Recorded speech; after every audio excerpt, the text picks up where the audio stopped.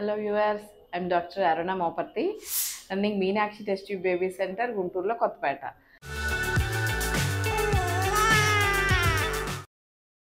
Meenakshi Test Tube Baby Center is a place where we speak and treat anything and everything about women. Today, ఈ వీడియోలో నేను endometrial thickness పల్చగా ఉండటం అంటే ఏంటి అనేదాన్ని నా ప్రీవియస్ వీడియోలో చెప్పాను. ఎందుకు ఉంటుందో చెప్పాను. ఇప్పుడు అలా ఉంటే ఏం చేయాలి, అలా ఉండటం వల్ల ఏం జరుగుతుందంటే యూజువల్గా యూనివర్సల్గా 3 to 5% ప్రెగ్నెన్సీ మనం ఐవీఎఫ్ చేసిన తర్వాత ఎంబ్రియోస్ పెడితే అది అతుక్కోకుండా రాకపోవడానికి కారణం 3 to 5% పల్చగా ఉండే ఎండోమెట్రియం, లేకపోతే తక్కువ రక్తం సరఫరా అయ్యే ఎండోమెట్రియం వల్ల అలా జరుగుతుంది అన్నమాట. సో ఎండోమెట్రియం పొర 8 మిల్లీమీటర్ల కన్నా తక్కువగా ఉంటే మనం పెట్టిన ఎంబ్రియోస్ 7.58 వరకు ఓకే. అంతకంటే తక్కువగా ఉంటే మనం పెట్టిన ఎంబ్రియోస్ అక్కడ ఇంప్లాంట్ అవ్వకుండా జారిపోతాయి అన్నమాట. సో అలాగా ఒకవేళ కష్టపడి ప్రెగ్నెన్సీ వచ్చినా కూడా అవి ఫస్ట్ 1 or 2 monthsలోనే అబార్షన్స్ అయిపోతాయి. సో అంత పలచగా ఉందంటే నేను ముందు వీడియోలో చెప్పాను, రిపీటెడ్గా క్లీన్ చేయటము, ఎండోమెట్రైటిస్ ఏమన్నా, ట్యూబర్క్లోసిస్ ఏమన్నా, ప్రొలాక్టిన్ ప్రాబ్లం, హార్మోన్స్ డిస్టర్బెన్సెస్ ఏమన్నా ఉండటం వల్ల అలాగ వస్తుందని.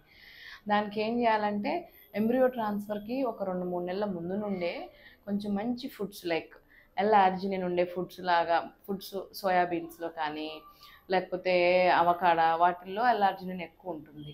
అండ్ దానివల్ల వాస్కులారిటీ రక్తం సరఫరా అనేది ఎండోమెట్రియం పొరకు పెరుగుతుంది అన్నమాట.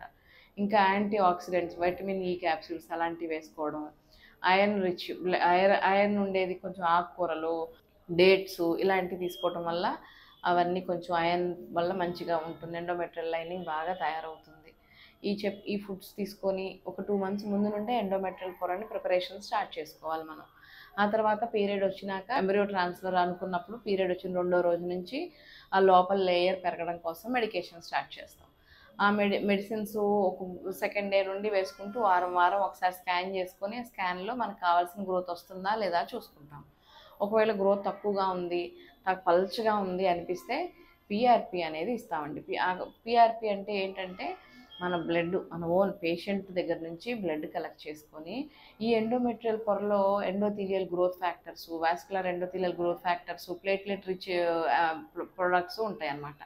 సో వాటిని స్టిమ్యులేట్ చేయడం కోసం పేషెంట్ ఓన్ బ్లడ్ తీసుకొని దాన్ని సెంట్రిఫ్యూజ్ చేసి ఒక 0.1 ml to 1.5 ml దాకా 1 ml to 1.5 ml దాకా ఓన్లీ ప్లేట్లెట్ కణాలు మాత్రమే తీసుకొని తయారు చేసేసుకొని దాన్ని గర్భసంచిలో పెడతాం అన్నమాట. సో ఎండోమెట్రియల్ పొర తయారు చేసుకుంటూ ఉన్నప్పుడు 12వ రోజు 10వ రోజు నుంచి 15వ రోజు మధ్యలో ఆ ఎండోమెట్రియం లోపల ఐయుఐ చేస్తాం కదా, అలాగే ప్లాస్టిక్ క్యాన్యులా తోటి తయారు చేసిన ప్లేట్లెట్ రిచ్ ప్లాస్మాని, పిఆర్పి అంటే ప్లేట్లెట్ రిచ్ ప్లాస్మాని పేషెంట్ యొక్క గర్భసంచిలో ముఖద్వారం నుంచి లోపలికి గర్భసంచిలో ఐయుఐ చేసినట్టే క్యాథెటర్తో పెట్టేసి ఉండటం వల్ల అక్కడున్న నేను చెప్పాను ఇప్పుడు vascular endothelial growth factors, platelet activation mechanism అంతా యాక్టివేట్ అయిపోయి ఆ గర్భసంచి లోపల పొర మందం పెరుగుతుంది, ప్లస్ రక్తం సరఫరా కూడా పెరుగుతుంది. అలా చేసినా కూడా పెరగటం లేదు అంటే ఇంకొక పద్ధతి ఉంటుంది. అలా పిఆర్పి ఇంజెక్షన్ చేయడానికి ఇంకో పద్ధతి ఏంటంటే హిస్ట్రోస్కోపీ ఆపరేషన్ చేస్తాం కదా, గర్భసంచి ముఖద్వారంలో నుంచి స్కోప్ లోపలికి పంపిస్తూ ఆ లోపల లేయర్లో ఒక సన్న నీడిల్ తోటి గర్భసంచి పొరల్లోకి, గర్భసంచి గోడలు ఉంటాయి కదా 4 వైపుల పైన యాంటీరియర్ పోస్టీరియర్ ఇటు పక్కన 4 వైపు గోడల్లోకి ఈ ప్లేట్లెట్ రిచ్ ప్లాస్మాని ఇంజెక్షన్ చేస్తాం. ఒక 0.5 ml ఈచ్ గోడలో ఇంజెక్షన్ చేయటం వల్ల ఈ వాస్కులర్ ఎండోథీలియల్ ఫ్యాక్టర్స్ అన్ని చక్కగా పెరిగి గర్భసంచి పొర పెరుగుతుంది, రక్తం సరఫరా పెరుగుతుంది, మనకి మంచి ట్రీట్మెంట్ వస్తుంది అనమాట.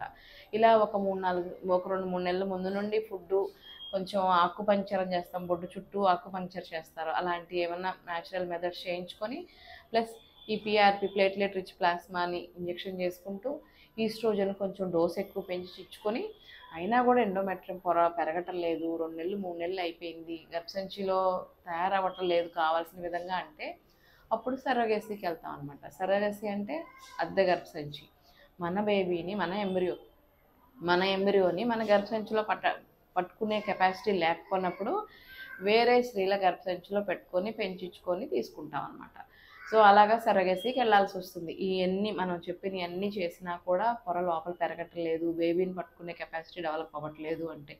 సో ఇలా చేయటం వల్ల మనకు వచ్చిన సమస్యని ఓవర్కమ్ చేయొచ్చు, ప్లస్ చక్కగా బేబీని హెల్దీగా ఒళ్ళో తీసుకొని వెళ్ళొచ్చు. ఓకే వ్యూవర్స్, నేను చెప్పిన ఇన్ఫర్మేషన్ మీకు నచ్చినట్టయితే as usual like, subscribe and share the video. Thank you.